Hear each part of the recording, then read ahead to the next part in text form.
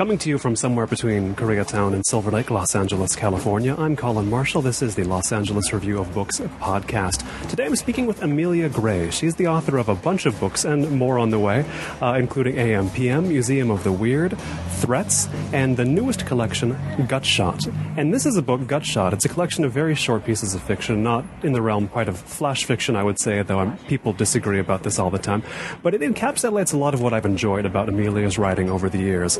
There's the grotesque, there is the funny, which I think her humor is not remarked upon often enough. There's the speculative, there's most of all, I get a sense from Gutshot of her view of America, and it's a distinctive America, and it's an America I want to learn more about. I mean, first of all, biographically, Amelia, what is your America? You're from Arizona, right? I am, from Tucson, Arizona. Is Arizona weird? Of course, yeah, Arizona is very weird. It's Tucson is a relatively small town compared to Los Angeles, certainly. It's got a little bit of border town in it. It's got people coming from all sorts of strange places. It's got snowbirds coming in for the winter and then vanishing without a trace.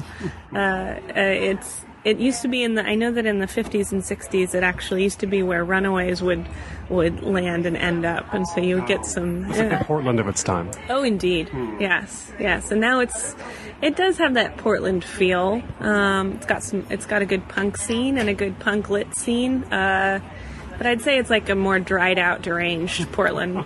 But dried out, and that's a better one for material. I mean, growing up there, did you know it was weird? Like, you're like, this is a weird place I'm growing up in, or just this is the place, that's all? Oh, yeah, no, I had no frame of reference. We moved to Charlotte, North Carolina when I was 7, and then came back to Tucson when I was 14. So I did have a sense of that it was a different place, it was a strange place, and then I would always dream about Tucson. It seemed kind of magical in the way that the places where we grow up seem kind of strange and magic. They'll have a faint unreality to them because we were kids there, or? Yeah, maybe. Yeah. Because nothing seems real when you're a kid, or everything seems real, even stuff you make up. Right. I remember seeing a tree in my front yard of my parents' house that was green from far away, and then close up it was purple and golden. I was like, what on earth kind of world is this in which we live? This is great. I've got to find out more about this world. I mean, there's an image from Gutshot. You got me thinking when you described Tucson a bit about the sort of vast dry landscape, road, and there's a particular description I liked of, I believe it was a Camaro IROC-Z in 1986, as dirty as the road itself.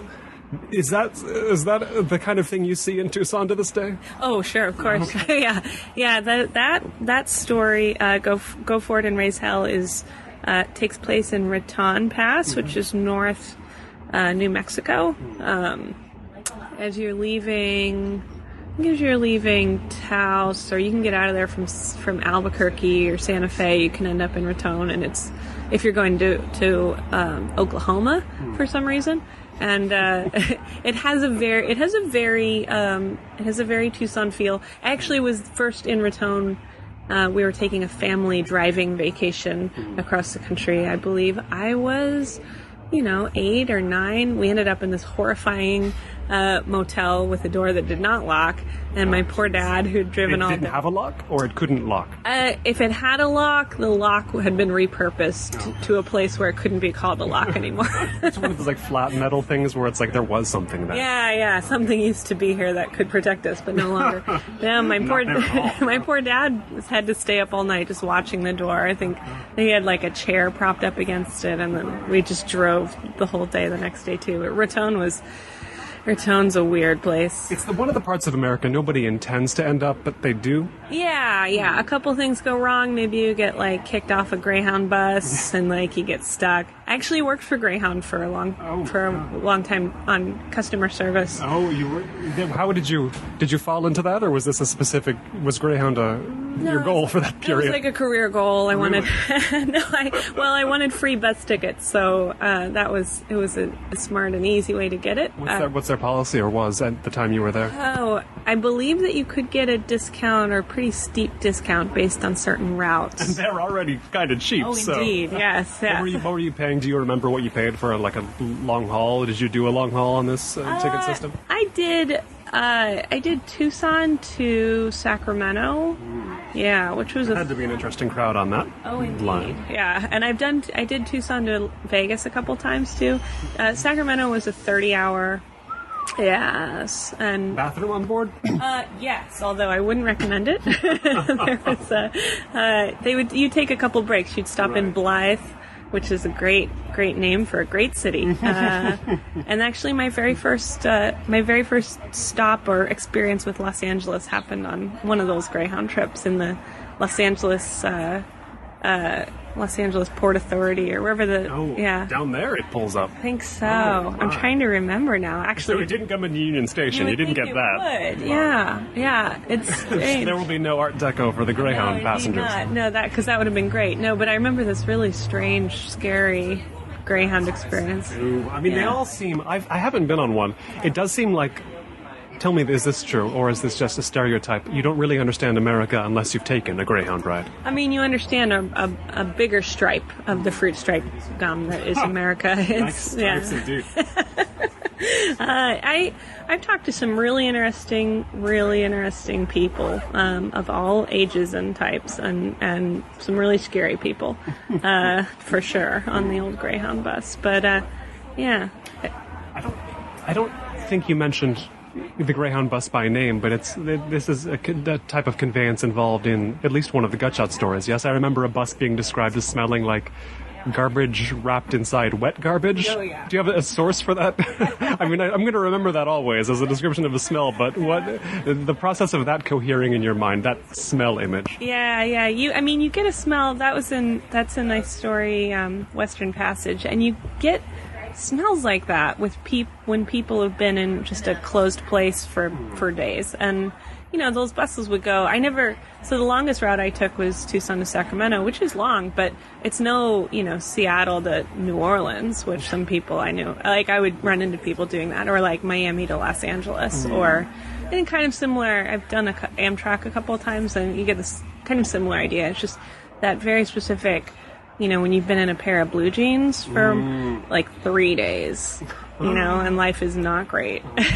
And, yeah, it's a very distinctive kind of odor and attitude that you get at that point. A friend was telling me about a similar trip he did on a Greyhound bus one time, and he said it was so long that at first he tried to wear the headphones, read the book, do his own thing, be in his own world, but at a certain point you just have to submit to the wider bus culture. You can't stay shut in. I would guess that was your experience too? Oh, for sure. It's bus law. Yeah. When does it happen? When do you break down and just... I feel like submission is such a big part of the bus riding experience across America. You just have to give up and give in. Give in, yeah. I would say it's a percentage of trip time. It sort of doesn't matter how long the trip is, but at some point you're holding somebody's baby, or you're talking to, you're like giving them advice on like getting clean, or like where to stop getting clean, or like where I met this guy going to Vegas who's like, I'm gonna go into Bullhead,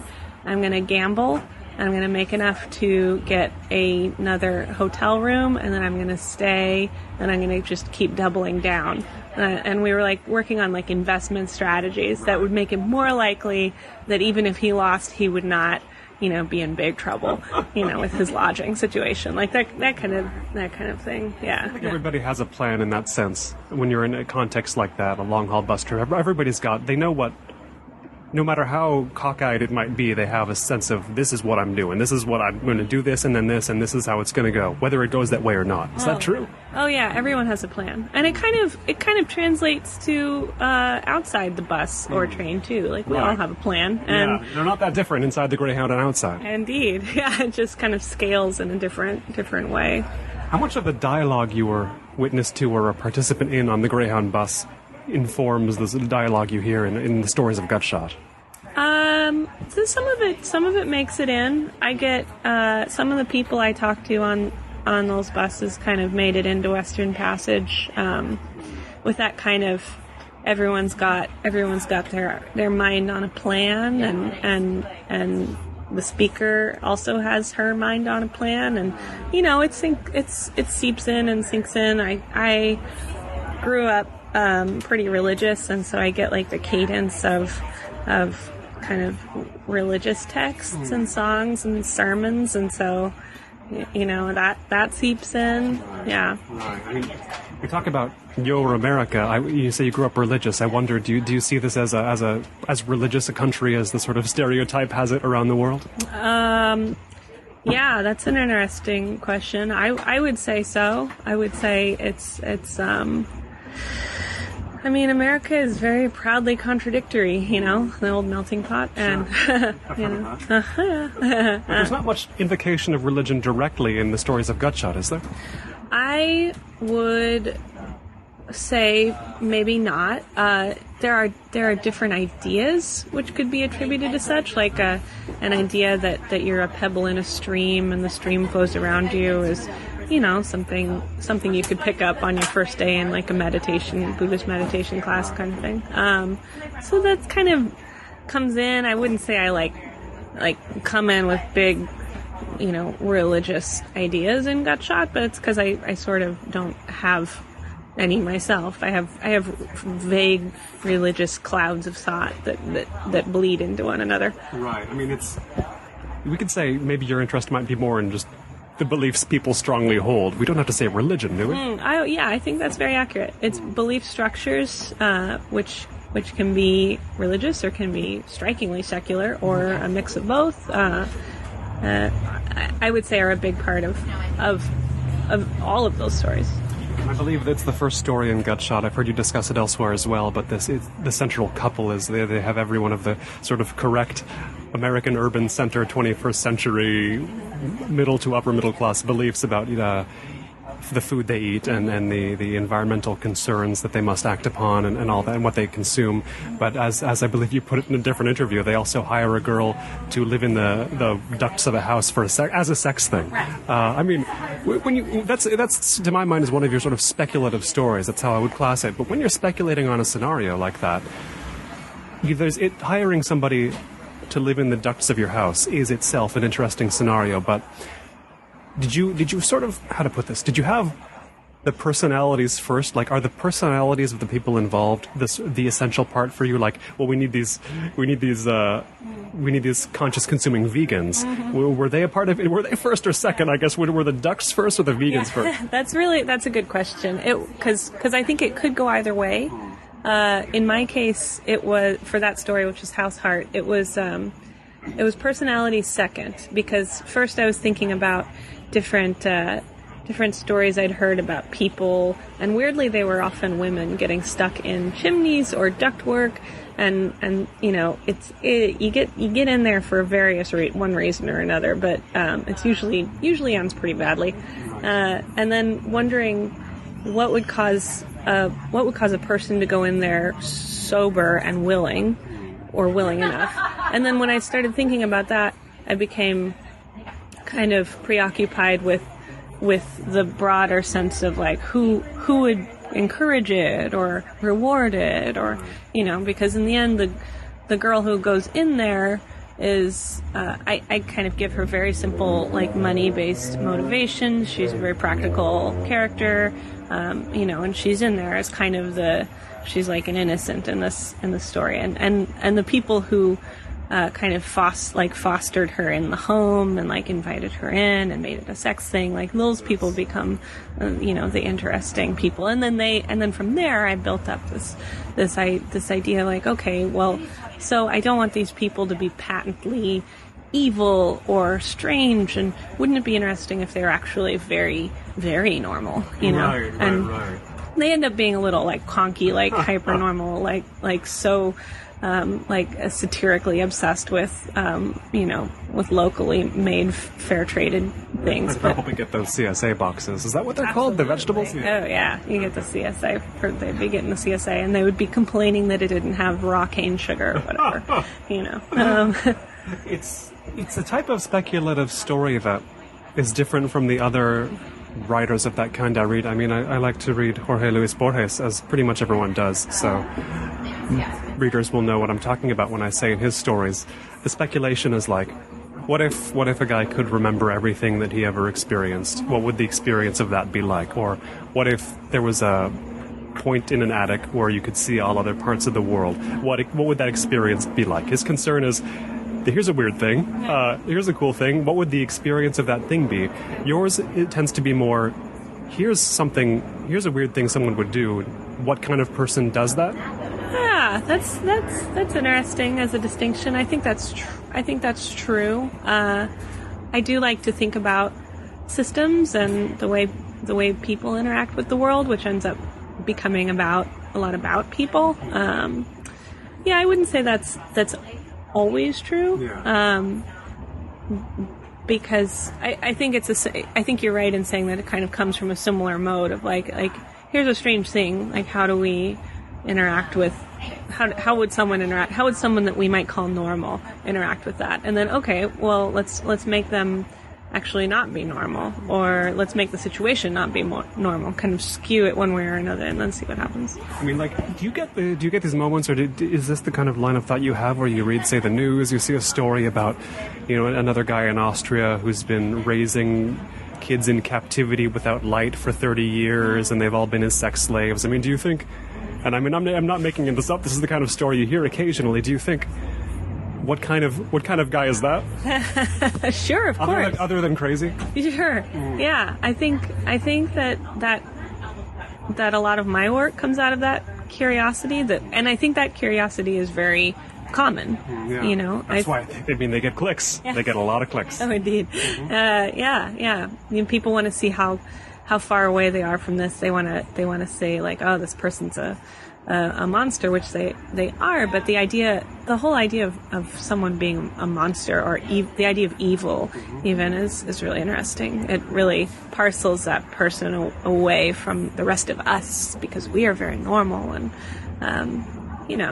Joyce Carol Oates wrote a story, Where Are You Going, Where Have You Been, based off of actually a serial killer who was in Tucson.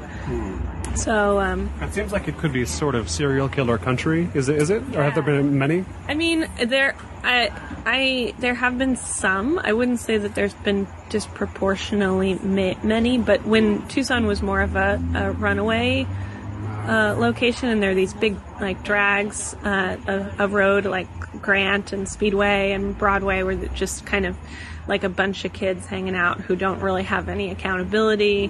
Like you run into like people who make great art. You find people who are really creative and curious, and you also find like the fringy, like crazy dudes who'll take you out in the desert. Yes, those groups tend to.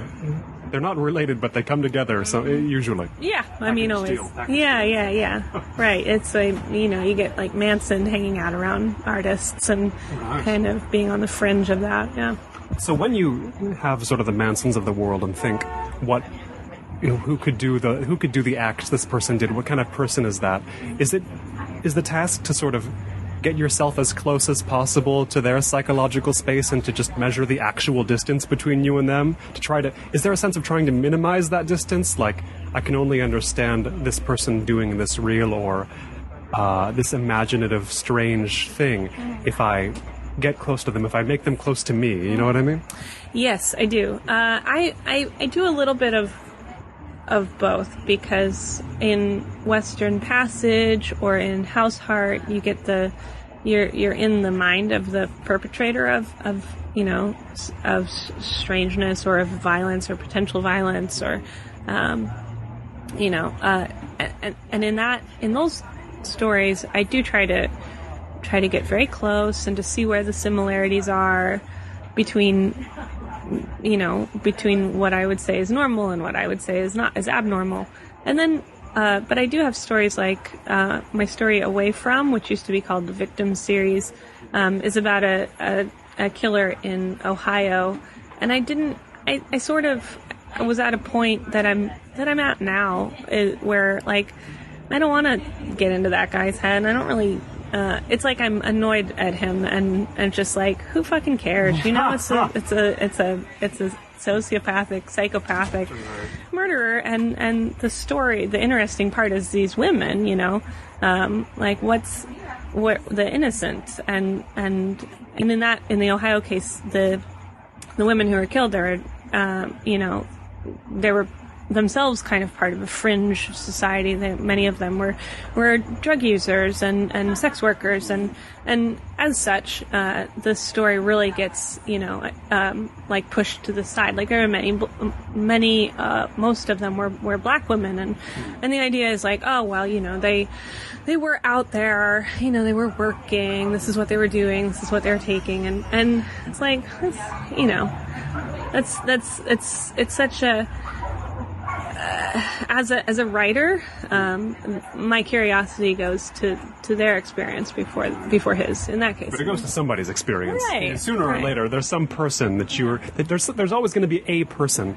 And I get what you mean. It's not even somebody in these stories you hear. It's somebody not even as major as the victims. It's not the killer. It's not the victims. It's some third party involved that I get curious about. Who's the Kato Kalin of this story? You wonder. Or the 11 people who listened to or watched Kitty Genovese get murdered. Those people too. I feel like I haven't heard a lot of follow up with them. I mean, they are probably all dead, but still. Sure, probably. Or yeah, maybe they're probably, some of them are probably pretty old. There's probably a toddler or something that was there, and now they're in middle aged. But I'll check on that right as soon as we're done with talking. But I mentioned earlier that the book, I think, showcases the humor of your writing, or at least the humor that strikes me the most in your writing. I mean, I think of one story we referenced earlier without naming. I think there's this very unhealthy mother-daughter relationship, and the mother thinks or says that, well, compared to some cultures, there are cultures where the mother and the daughter are perpetually tied together by a rope, and the daughter's only released for the carnal act. Yeah. Compared to that, we're strangers, and that was the biggest laugh out. The words "the carnal act" were the biggest laugh out loud line for me in the book. But there were others. I mean, it came. Actually laughing out loud came every few pages. It's not a long book, but a lot of laughs in it. I feel like people, though, haven't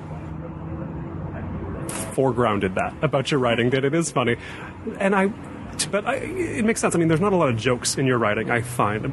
But jokes are not usually what make me laugh. It has to almost not be a joke in general in life before I laugh at it.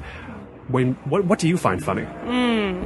I find the absurd funny. I find that I'm super dark. Usually, something like a movie like Dogtooth is pretty freaking funny, or like was binge watching BoJack Horseman, which is I've heard that's come a long way since the first season. Oh yes, yeah. It's a good. It's become a pretty good LA narrative that is not. I don't think I've laughed out loud very often during it, but it's so like funny and good. Your mind goes back to parts of it over and over. It's as good as laughing in a way. Oh yes, it's very close to laughter. You mentioned if you're alone, it's hard to laugh when you're alone. I mean, it's a very social thing, but occasionally a book will make me laugh. Lines about the carnal act will make me laugh. But what I was going to say is, you mentioned the movie Dogtooth by a Greek director whose name I forget, but really could never pronounce anyway. So it's Dogtooth is the word to take away.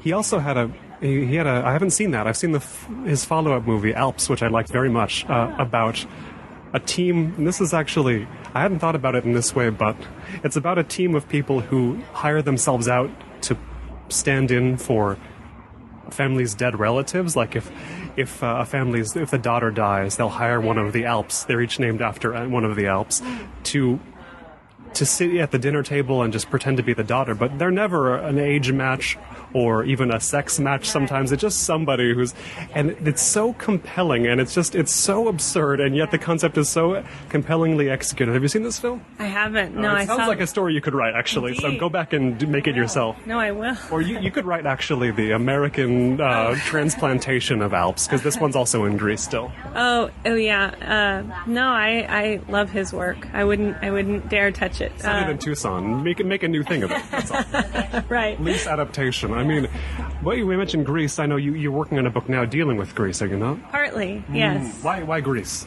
Well, it was where my character happened to be. It's actually historical fiction, and I'm nervous about talking about too much of it because I'm in this like wasteland of editing where I've been editing for maybe hard editing, no creation for 6 months, and it's a really weird desert to be in. But Don't talk about that book. Talk about Greece. I mean, looking into it, I think the director's name is something Lanthimos. So, Yes. his movies. I mean, did you find anything else culturally in Greece that appealed to your sense of absurdity in the way that his work does? Is there a culture of absurdity there at all?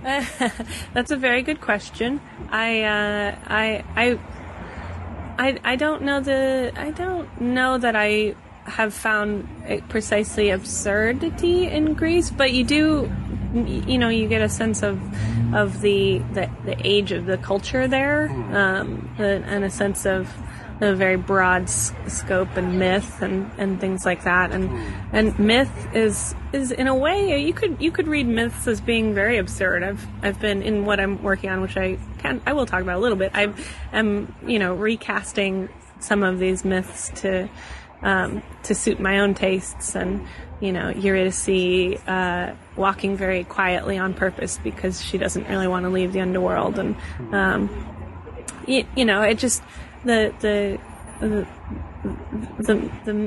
you could read myths as straight, you could read them as lessons, you could read them as history, but you can also read them as very strange, absurd, stories where somebody is happening along a dale and someone is behaving in a way that is prideful or something, and then the stranger that sees them happens to be a god with ultimate powers to destroy them, and that's a very strange idea. But as you say, you can read it so many ways. That maybe is why they've endured, just because they're a bit of a Rorschach blot to people. However you want to use them, have at it. It's so interesting because my boyfriend's daughter, she's 6, and she's been reading a child's version of the Odyssey, and she's obsessed with it in a way that I've never seen her get into anything, and she watches the Bubble Guppies, and that's a very intricate. That sounds like something that kids would love. Good Lord, Bubble Guppies. No, but yeah, she'll stay up way past her bedtime and come out, saying, Dad, I can't go to sleep yet because he just went into the land of the dead and he saw his mom and dad there. And it's like, this is, I don't know what it is about it that makes it an enduring story. She's presented like hundreds and hundreds of stories every week that are fresh to her. She's given Star Wars, and she gets Inside Out, and she gets all the Bubble Guppies, and yet, Do you know how many Bubble Guppies there are? Are there a group of Guppies? There are at least 500 freaking Bubble Guppies.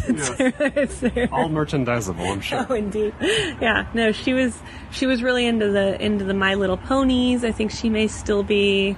And yet you get this myth that that's for some reason just kind of captures her mind and heart, and it's so cool to see. If it beats Star Wars, it's powerful. Right. There's something encouraging about that, though it's hard to say what it is exactly.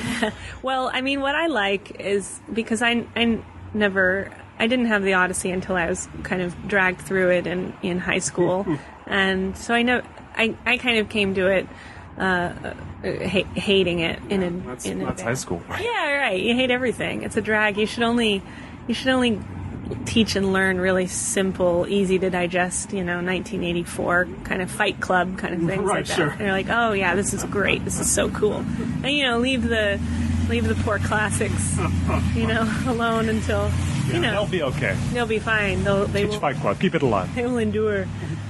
Yeah, no, I wish that I had hit stuff like Wuthering Heights, and because I talk to people who have this abiding love for the British Isles, and it's just like, man, I missed it because I came. Is it always Jane Austen related? And is it always Bronte's related? Is it always? I'm learning. What else do they read besides those? I read James Joyce too early, and I had a really wonderful English teacher back then, a couple of them actually, and so it's not their fault. They're well-meaning and trying to show us, kids, the kind of stuff that they loved, that's endured for them, that's given them comfort. But we're just assholes. Like, teenagers are assholes. And it's like, force somebody to stay in a building all day. That's how they're going to... You should know this more than anybody. It's like getting locked in a duct. You knew you had to go to high school. Uh-huh. but it still feels like confinement, and you're going to do anything you can to work out a system to live within it, but you're not going to be happy about it. Like much like the girl in the duct. Much like the girl in the ductwork. Yeah, that's very accurate. That's accurate. And it was very accurate to the experience of being in Algebra 2 trigonometry summer school in Tucson, Arizona. You occasionally get some food pushed through the grating, and lucky, that's, Yeah. That's, at least you only had 4 years of it, you know. Oh my God. Lord knows what became of the girl in the grate. But what I wanted to get at there is that were there any particular books or stories in your childhood reading material that just stand out for their sheer, like, how did I come across that? What did I latch on to? You know how you can latch on to something strange or artful in crap? You know, you mentioned reading a lot of, in another interview, pulp mystery novels. Like, are there fragments that stick with you of just this sort of massive verbiage that I think a lot of us readerly kids just plowed through because we don't really discriminate for quality at that age, but we do discriminate for viscerality in some sense. I mean, do you remember anything? I remember skimming every single New Yorker short story for the sexy parts. As they came out? Every single one. Or you just read the collected New Yorker short stories? No, as they came out, yeah. For the sexy parts. Oh, yes. At what age? Oh, God. I must have been 10. Because a 10-year-old's idea of what's sexy is always kind of askew, right? Yeah. Between that and the internet at that time, it was a weird, strange time. Sure. Yeah. No, I remember all of that. Accidentally giving myself a very deep, like, modern, like, American short story education at Looking the time. for the sexy parts. Just looking for sex most of the time, yeah. Our careers have been built on less. Or I remember The World According to Garp on my parents' bookshelf, many sexy parts.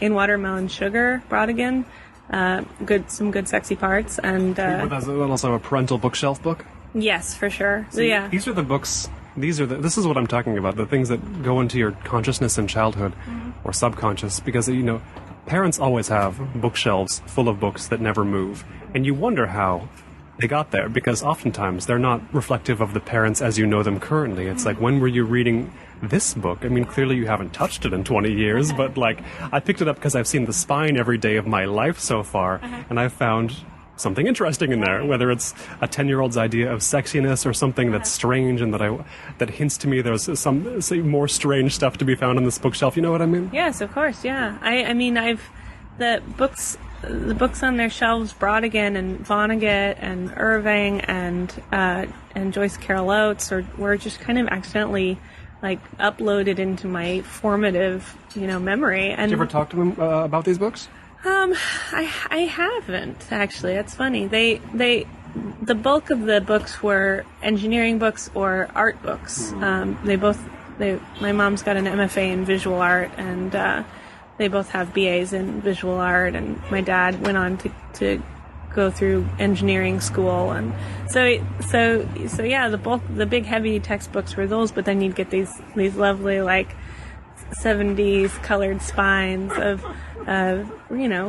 accidentally, like, really, like, hilarious or formative or, like Tom Robbins kind of stuff. It's like, wow, I didn't know that books could do this. This is cool. All those parts mix together in your head as you grow up, and then suddenly you look inside your mind and what you have, but it's not necessarily recognizable, all those books, but they're in there somehow and somewhere. Yeah. Like, strange, they fold in with your memories when you think about the books that you happened upon, or, reading when I was in high school, which was still pretty like mushy-brained formative. I found a whole Shirley Jackson shelf and tore through it, and yeah, I was thinking of Shirley Jackson when I was reading your story in Gutshot about the specifically the competition where one dead person gets resurrected every year. Oh, yeah. And the idea is to display your affection to the greatest possible extent. I mean, that's, I don't know how deep. Everybody reads The Lottery. How deep into Shirley Jackson did you go? Oh, pretty deep. What do you find when you go deeper than The Lottery, by the way? I feel like a lot of people have only read The Lottery. You get a lot of... She was writing during a time when you could place short stories in things like Harper's Bazaar, and in addition to the usual, like, places and that Esquire and Playboy, and You could do I think she would get stories into like Women's Wear Daily or Strange Places. A couple in like 17. Is there still a Women's Wear Daily, and are they still running short stories? They sell it for 10 cents at the grocery store, and it's mostly weight loss tips and ways to hold pants in front of your body that make your pants look large and your body look very small. But when you need to take that specific photo. Yeah, exactly. Which is often, apparently. But well, Jared from Subway's gone, so they're going to need a new mascot that does that. Indeed. Yeah. So so you get. So she was a really interesting person, and an interesting character, and she was a housewife and wrote these stories that were so strange and a lot of like fantasies about housewives murdering their husbands and the grotesque was present. Indeed, yeah, it was the grotesque was present. The like quiet mysteriousness. I mean, I felt a lot of like, I've read like Murakami short stories where he's kind of doing a thing that she would do where you've got characters following other characters in silence, and then maybe they're ghosts or maybe they're the same person. And is it all of a piece with the lottery? Like, is that a representation of her work? I think it's accurate, yeah, because you get a voice of people talking quite reasonably, and you get this kind of society that you learn the rules of pretty fast. A lot of her stories are closer to kind of like real society. I mean, the longer books are not. They have their own worlds, and place is a big part.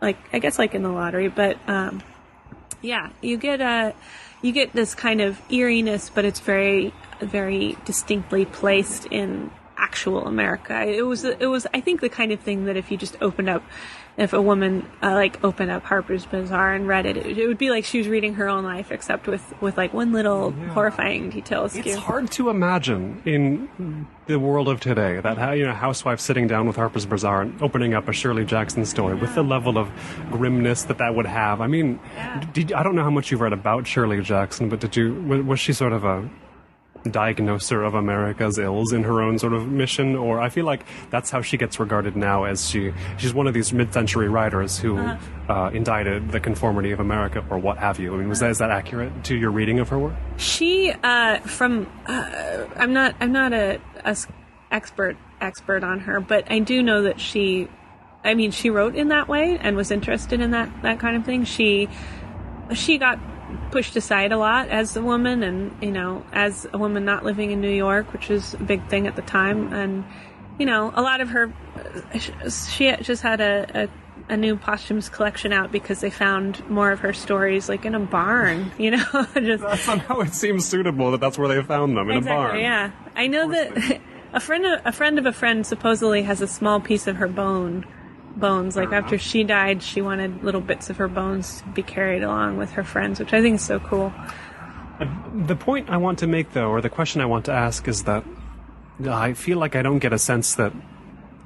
Okay, I guess some background. For example, there's a few comparisons that a lot of people make when they talk about your writing. One of them is often David Lynch, because of the grotesqueness, I suppose, and the way that the setting he puts it in, this like thorough Americanness of so much of his work, and the thorough grotesquerie brought together. I remember actually reading, it was a David Foster Wallace article on David Lynch from the 90s, and he's describing how David Lynch, his characters are the same people you would meet in a bus station in the middle of the night, and his words were grotesque, enfeebled, flamboyantly unappealing, and freighted with a woe out of proportion to all evident circumstances. I feel like you write characters that are sometimes like that. Do you think so? Oh, I mean, I aspire to that. That's a cool quote, too. But you have a lot of the grotesque, the enfeebled, freighted with woe. These are not, I'm not saying these are your people, but you use these people, yes? Yeah. I have... if they're imbued with woe, they're not necessarily freighted by it. Right. Just only imbued, so there is a difference there. Right. They're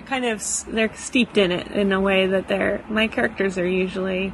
I'm thinking if this is true. I think it's true. I mean, they're usually kind of riding the sea that they think that they're immune to, but they never really are. Right. Yeah. They have the belief, though, the strongly held belief, the almost religious belief, but.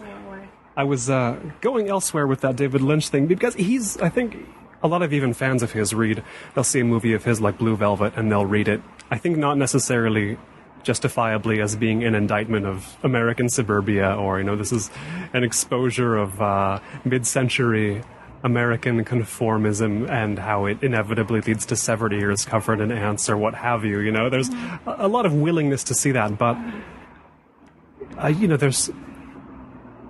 there's that element of his work. Maybe there's the Shirley Jackson and maybe what she has to diagnose, to indict. I feel like you are not indicting or diagnosing specifically anything about America. You're not pointing out faults, right? I would say not. Well, sometimes I have. I guess when I'm pursuing ideas that, the closest that I get to indictment is in indicting maybe faults of personality, faults of very, thinking of, and that just comes from thinking about my own way of thinking and finding fault in it, taking the idea that you have to live in the moment to be truly happy, and then pursuing that to an absurd end, which, yes. The idea of living in the moment is so comforting to me, especially in hard times. But then I like to kind of play with that idea and think about, well, where is this idea that I hold really dear, and where does that fail? Right. So in that sense, I'm often working things out in my own mind, and it ends up becoming very kind of personal back and forth. Do you have any sort of favorite personality faults to think or write about? What do you mean? Well, most interesting. I mean, I feel like I'm trying to think of an example of my own, because there's a lot of them you can think of. You'll see them exemplified in other people, or if I see them in myself, and they're interesting to think about the consequences of, what is a personality fault, and where do we draw the line between a faulty personality and not a faulty personality? A fault and a benefit. So are there favorite dysfunctions that you think about, or what that you want to put into characters that you find yourself wanting to make a character that has? Oh, sure. Okay, yeah, I understand. It's I think a lot about myself, and so I think a lot about self-centeredness and kind of a gossipy sense, or I think a lot about a personal megalomania, a desire to change culture that kind of goes beyond the scope of being a good person, which is I work very hard to not possess these things, but I think that's it's hard to be a fiction writer, because it's hard to be a fiction writer and not have a sense of megalomania. Right, because you are making worlds. Right. You're controlling worlds. How can you not? And moreover, you're saying, I know here's something that's right, and it's good, and it's well said, and this is what I believe, and here it is in the New Yorker. You suck on that, and that takes a lot. It takes a lot of ego, a lot of really kind of. I feel like I've read these Facebook posts from writers occasionally. Here, suck on this. Yeah, indeed. And I think it gets wrapped up in humility a lot of the times, and this kind of false humility, and I'm definitely guilty of it, and also humility often comes as sort of a humility is often genuine, but it's also often a product of nervousness or fear, or a fear, because at least if you fail, you were a good person when you were doing it, or at least you look like an asshole. At least you're thanking other people as you're doing it, and it's a really interesting promotion in the age of the internet. Is such a weird, strange thing. I don't really know what the deal is with it. Right, you can't farm it entirely out. Not our generation. Anyway, there's Jonathan Franzen and whatnot, but you do have to have a lot of, and this is something that I talk to a lot of fiction writers. This is something people are not often comfortable with when they're fiction writers, is actively, don't get me wrong, I would say that most of them enjoy meeting their readers and talking to their readers, but sort of engaging with the public is... maybe you need a bit of a personality defect to find that pleasurable, right? Maybe so. Or to both find the act of writing pleasurable, which is a very quiet, personal, like nerdy pursuit, and then the act of like going out and talking about it and talking to people and putting yourself out there and risking looking foolish. And but I think I don't know. I had a friend who would always claim that being an introvert was a function of ego that you needed to work against, which is an interesting idea. I guess the distillation is, you know, if you're so like you're so concerned that people are judging you, it's sort of this idea that people care so much about what you're going to say that you could really screw it up. Such weight. Yeah. They're going to go home and think about it for hours or days. You can't disappoint your public. Indeed. And I'm for sure guilty of overthinking in that way. That it's funny to think of it as a function of ego. Thinking of it that way has helped me kind of chill out on it a little bit, you know, to think about my own experience. Even if somebody says something horrifyingly rude or thoughtless to me, you know, it's forgotten. It doesn't matter that much. It's somebody, you know, because other people are capable of empathy, and also they don't care that much. Right, that's even more important to remember. You have one novel out, Threats, and you're working on another. Do you consider yourself primarily a short fiction writer? I switch pretty strongly. I mean, it's just I think of it less as a self branding. I'm thinking of myself as a cow now, but and more of a mode of thinking, in the same way that, you know, you might be in the mood to like do any kind of project, a home improvement project or cooking project. You might, you know, want to just like sear a steak, or you might want to make blackberry jam, or in a process that takes like weeks. Who knows how long it takes to make jam? I have no idea. One of these magazines that used to run Shirley Jackson stories probably could tell you how to make that jam. Right next to a blackberry jam recipe. Indeed.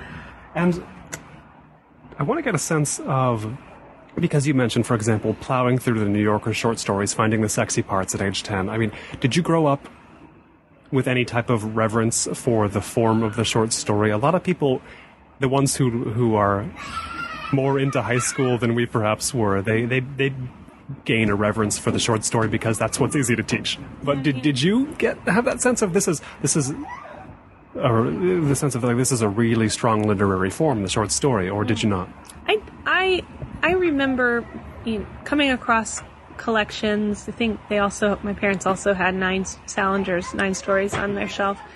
But whenever I would come across any collection, I would look for the shortest story, which I think a lot of people do. And test the waters that way? Yeah, see what it felt like, and you know, reading the Bible, looking for the shortest passage of Song of Solomon, which phenomenal sexy parts. I was going to say, probably have that as well.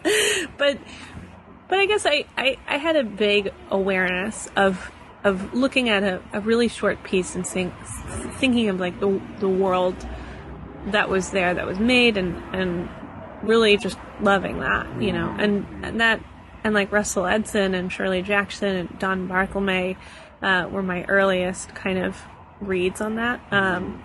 Where you could get just a paragraph story, and then I said, oh wow, this is great, I'm going to read it to my roommate, or I'm going to, you know, and gonna carry it around with me, and just this nugget of a story. And I don't feel that way about novels. You know.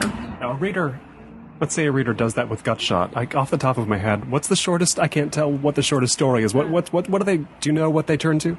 It would be probably a contest, the one about that you mentioned about it is that one. It might be that one, yeah. So, did you ever have that sense in mind? Somebody might do that. They might open the book, go to the shortest story, find this one about people vying to display the grander and grander and grander sort of demonstrations of grief in order to get their loved one back. I mean, have you envisioned this scenario? I had not. But that's pretty cool to think of. I am now. Yeah, that's very cool. I mean, I like it being representative. I like the story Gutshot is also really small, and I think that it's pretty nice and representative of the larger And somebody might well read that first, given that it's the title story. Chiller, yeah, indeed. But I wonder, I feel like we're missing out as readers sometimes on reading short stories in any order we want. People probably just go linearly, usually, and that's the way a short story book gets put together, I would imagine, unless you're Italo Calvino or something. What kind of discussions are had about this? I mean, is it a discussion? Was it all on you to get the order correct, or was it a lot of back and forth with a book like this or the other ones? Mm-hmm. It was on me, yes. For Gutshot, I came up with the entire order. For Museum of the Weird, I asked people for their opinions on it. For AM/PM, which is 120 short flash pieces, they were some was chronological, but I also rearranged them with, showing them to people also. But with Gutshot, I printed it all out. I put it all out. It's in, I believe, 5 sections. So you could read the section, you could read it all in order, you could read the sections in order, but the book out of order by sections. You could just pick and choose. And I think one thing I like about short stories is that you don't, well, mine anyway, is that you don't have to think of them in this kind of linear way, but I did present them in a way that I think it makes sense. Right. I mean, I purposefully didn't start with like very visceral, stories. Because I didn't want to, because the first section, which I like, is being is a larger ideas kind of stories, like philosophical posits almost. I remember reading in another interview you saying how you were going to title the sections, and one was going to be Viscera, but it was like, no, someone might turn to that and think, this is not the book for me. I mean, how much do you think about not putting off readers by giving a false impression? Well, I mean, I will say that I didn't title them more because I didn't want to seem like a pretentious asshole. That's a fair point, too. There are many reasons to do right. things. Although the first story in the section which I call Viscera internally is called Viscera. Right. The story is called Viscera. So you know what you're getting. Yeah, exactly. And I not wanted a whole section of Viscera, maybe, but a story. Yeah, I've run into enough people who kind of resent being surprised with the grossness or the strangeness or the violence that I'd rather just have it be up front. I mean, that's one reason I love the cover of the book, because you get this like the neck, this girl's neck, this beautiful like medical illustration. And I had a bookseller pick up the book once and say, "Oh, this looks terrible," and she didn't know I had written it, but that's one of those moments you're like, "What am I going to do with this moment?" I would have not said anything, but I was about to go on stage, so I had to be like, "Listen, it's okay. I wrote this." I know. But fortunately, she had enough of her own self-conception to say like, "Oh, I don't like violent stuff. I don't like visceral stuff. I don't like triggering stuff," and I was like, excellent. Did you use the word triggering? Yeah. How often do you hear that word in the context of your work? Oh, occasionally. Yeah. Every now and then. Ever positively? No. Okay. No. So it's somehow rarely never triggering discussion or thought or joy. No, but I was grateful to her for saying like, it's not for me. And I said, awesome. Yeah, I appreciate that. Your stuff you like is probably not for me. Right. And then you parted ways, never to speak again. I'm sure. Have you had discussions with? I'm thinking of Threats, which is a novel, but the chapters are also short and I guess fairly fragmentary. I mean, what do you have these discussions with publishers? Like, what do we really call your stuff? They're short stories, but they're not necessarily of the form one expects a short story to be. You've got some novels, but they're different than novels. Like, do you have these conversations? Yeah, sure. The last time I really went in on that kind of conversation was with AM/PM, which was my first book, and which you could call a linked collection of short stories. You could call it a novel in fragments, and I very purposefully had 26 characters. Each of the characters purposefully has at least 2 connections with other characters. So no story is random. No story is an island, I guess. And they wanted to put stories on the front, and then they wanted to put a novel on the front, and we ultimately just put a book Yeah. So that's the origin of the subtitle, a book. A book, yeah. And there's kind of a superstition in publishing, right, about short stories. Like that's if you put out a short story book first, that's gonna like hex you, right? Oh, really? I mean, I don't know. Maybe I've heard that I've heard publishers are reluctant to issue short story collection first. Sure. Yeah. It's hard, just from the practical standpoint, is that it's just hard to sell them, and I get that, and I still. I would have trouble selling a short story collection on its own, and it's just, it's the market and the trends, and it's strange and sad, but not the saddest thing that's happened on a Monday. And the next book is a novel, so it is. That's some concession to the superstitions or realities of the market. But was it a concession? I mean, you wanted to write a novel, right? I did, and I've tried to write novels just for the practical sense of having a longer work, and that never works. It only works when I actually want to spend time with the characters and the ideas, and because you're there for years. It's been 3 years on the new one, and if it doesn't have enough weight, I can't think of, maybe one short story or two in Gutshot could extend to that, but I don't think so. I usually come in writing a story saying like, okay, I'm gonna make this as like comprehensive and thoughtful and deep in terms of how much I look at the characters and the ideas. I'm gonna do that as much as I can, and then I just scrape the bottom of the well. It's nothing personal. Right. It's like, fresh out. Here we go. Well, all right, that's it. That's maybe 600 words, or it's 4,500, or it's 60,000, or it's 110,000. Right. Yeah. You get surprised. Yeah, every time. Right. Yeah. You don't know. No inkling of what length this is going to be when you start. Well, very rarely. I mean, the more I write, the more I say, okay, well, I want to write a story about a contest where the grief is tested, and in thinking about it, I say, okay, I could stretch that interminably, maybe make a very thin concept novel out of it, or it's been known to happen in the market. It happens every day. But when I was thinking about it, this is a 550 word short story, I'm gonna say, and it was about that in the end. Does Los Angeles hold up at all to Tucson in weirdness level for you? LA is very weird. Yes, LA is weird. And in what sense? A couple of years ago, they found a pair of human lungs on the street. Which street was that? I think I missed this news.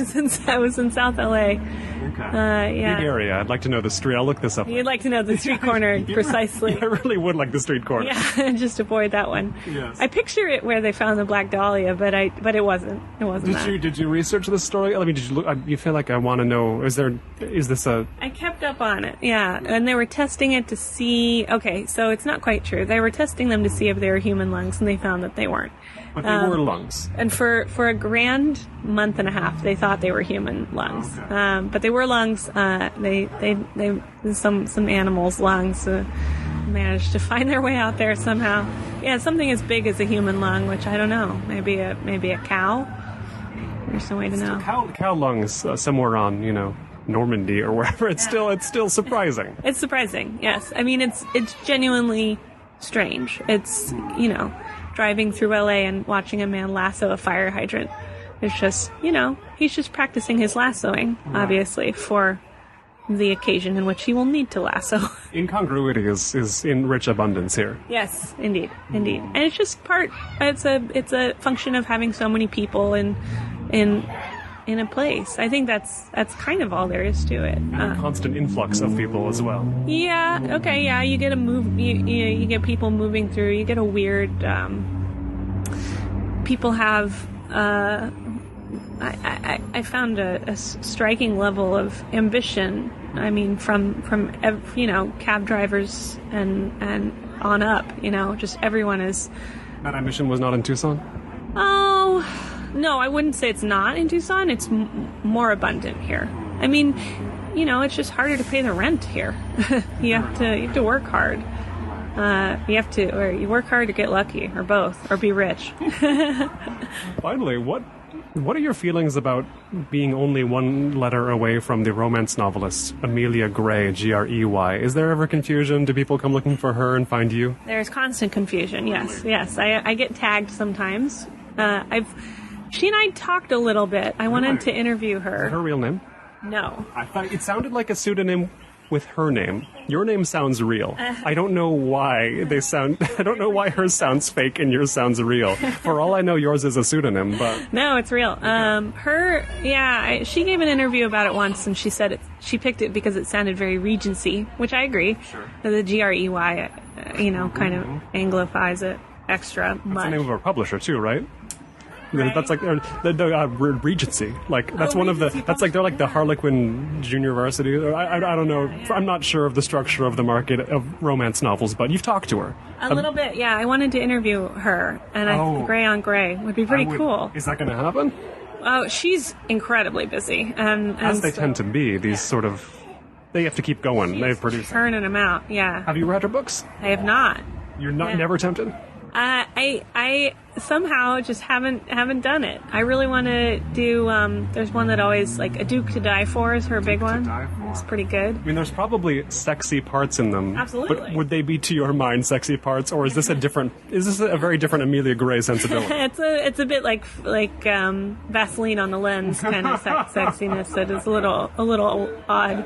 Not my taste, but I wonder. I think about her a lot. I wonder if she thinks about me. She probably does. I mean, we won't hear her on this podcast, but hopefully you'll do some sort of recording with her. Wouldn't it be fun? I think. Is she based here? I think she's in Florida. Of course she is. I am on her email list. Oh, there's got to be some scintillating dispatches on that. She just works hard. I mean, it's good to when I've been screwing around all morning and I get an email from Amelia Gray pushing out another book, it's like, damn. Yeah, you look to her example where she's got 1 a year, 2 a year. Oh yeah, at the very least, yeah. No. Think of the word count per year. Oh my God, it's hard to even imagine. Yes, we could all use a little more Amelia Gray in ourselves, right? Yeah, I totally agree. Yeah. This has been the Los Angeles Review of Books podcast. I've been Colin Marshall, speaking today with Amelia Gray, author of books like AM/PM, Museum of the Weird, Threats, the new short story collection Gutshot, and a new novel, historical fiction involving Greece. Don't want to give away too much because I don't know about it. I won't give away too much. That's coming sometime in the future. Amelia, thanks so much. Thank you, Colin. You can keep up with me at colinmarshall.org or with the LARB at lareviewofbooks.org. Thanks.